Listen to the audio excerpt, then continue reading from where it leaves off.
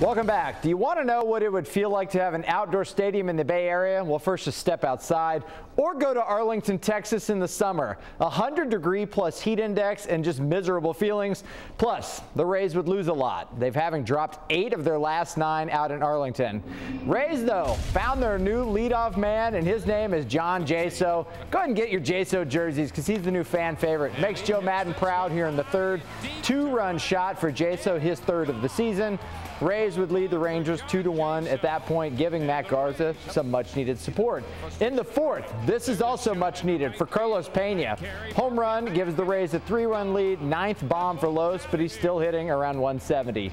Here's another good sign. B.J. Upton is coming around at the plate. 3-hit day for Bossman, RBI single right there. Rays would build a 5-2 lead as Sean Rodriguez scores. But Josh Hamilton continues to torch his former Tampa Bay teammates. Run-scoring single chopped there to left, and they would cut the lead to just 5-4. However, there's that pesky leadoff guy again. Jaso delivers yet again. 2-run single to right, and the Rays currently lead it 8-4 in the 9th inning.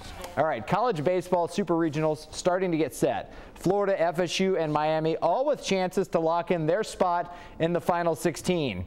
Miami up first against Texas A&M, who they spanked on Saturday. Harold Martinez wanted the same result. Rocks a 3-run blast in the first. That is his 21st of the season.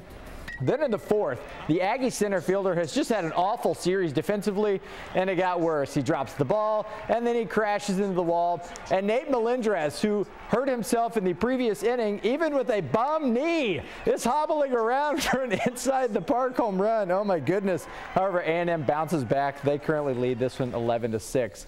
Florida will host Florida Atlantic this evening. Florida State will play Oregon. Speaking of Seminoles, former Heisman winner Chris Weinke is now in the Bay Area full-time. He's down in Bradenton, leading what he hopes will become a marquee training program for high school football players. Not here.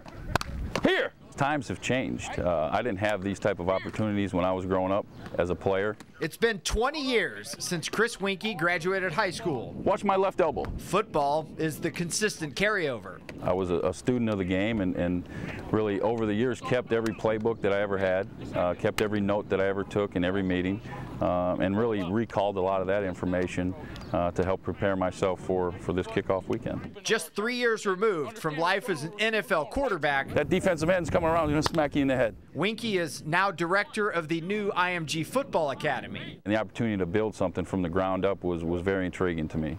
To be able to take my vision and really build it. Think about picking them up and putting them down. There were plenty of opportunities to coach, whether it was the high school, collegiate, or NFL level, but I wanted to come back to a place where I was familiar with. Here's Weinke going deep. Warwick's all alone. After winning a national title, Chris Weinke of Florida State University, and Heisman Trophy at Florida State, Weinke trained in Bradenton in 2000 while preparing for the NFL Combine. Make it a habit. Don't have to think about if it's a 3, 5, or 7-step drop. Now with the coaching bug, he's back with help from some fellow football junkies.